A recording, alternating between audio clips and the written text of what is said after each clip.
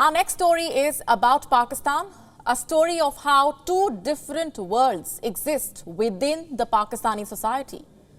Two starkly different worlds with starkly different lifestyles and starkly different opportunities.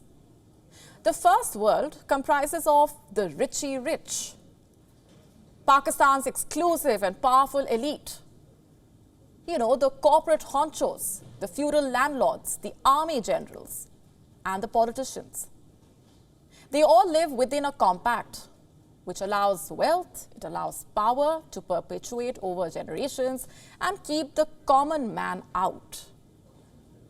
In fact, many say that this elite has taken Pakistan from being an Islamic republic to 1% republic. Meaning opportunities, power and wealth in the country are limited to the top 1% of the people. The remaining 99% form the other world. A world of violent repression, curtailing of human rights, unwarranted detentions, arbitrary arrests. The inhabitants of this world are people with low to no representation. They live in a completely different country with literacy levels, living standards, health facilities being poles apart from the other world I just mentioned. Now, why am I telling you all of this? Because of certain developments in Pakistan. The first development concerns Pakistan's economy. It's going from bad to worse, almost scraping at the bottom of the barrel. Have a look at this report. It says Pakistan's foreign reserves have slipped to $4.3 billion. This is a whole new low.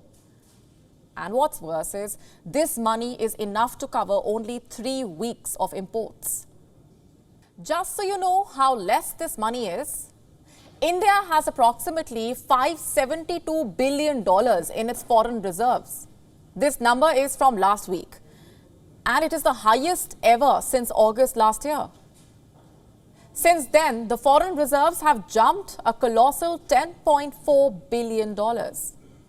I repeat, they have increased by $10.4 billion. And this increase itself is way more than the entire amount left in Pakistan's foreign reserves. This is embarrassing to say the least. What's worse, the possibility of Pakistan being able to reinforce its foreign reserves is also next to impossible. Remittances to the country are at an all-time low, and the national debt is soaring. Islamabad has to repay billions of dollars in loans that it took from China, the Arab world, and Western banks. Just how will it do this? Only God knows. Meanwhile, look at what Pakistan's Richie rich are doing. Amid this serious economic crunch, they are buying luxury cars, importing them from abroad. Reports say during the last 6 months, Pakistan spent $1.2 billion on imports of luxury cars, high-end electric vehicles and spare parts. Now, if we break the overall figure down, $772.5 million were spent on importing buses, trucks and other heavy vehicles, while $498 million were spent on importing motor cars. $27.6 million spent on importing motorcycles. Now, here's the thing. Pakistan is facing an acute shortage of dollars. It has less than 4.3 billion left in its foreign reserves. Yet, the country's elite are spending enormously on luxury vehicles. And this only tells you about their misplaced priorities. The list consists of Pakistani businessmen as well as the country's army generals, both current and ex. Have a look at this report. Dawn carried this last year. It says ex-military officials in Pakistan were allowed import of tax-free bulletproof vehicles. This entire episode tells you how Pakistan's rich and elite are still living a life of luxury as the country struggles to pay its debts. Who is to blame for this? In one word, Pakistan. The country is built on a system where the rich just keep getting richer and the poor keep getting poorer, negating the entire idea of equal distribution of wealth.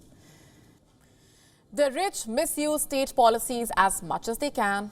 They either evade taxes or pay a meager amount, which in no way corresponds to their annual income. This has been confirmed by recent studies. It says nowhere in the world is tax evasion as prominent as it is in today's Pakistan. It says the country loses around 310 billion each year due to tax evasion by just 5 sectors in the country. And one can only imagine how much the overall losses amount to. My point here is simple. This gap between the rich and the poor, this divide between the elite and downtrodden, is costing Pakistan dear. The fall in the country's forex reserves is just the beginning. Who knows what tragedy awaits the country next? WION now available in your country. Download the app now. Get all the news on the move.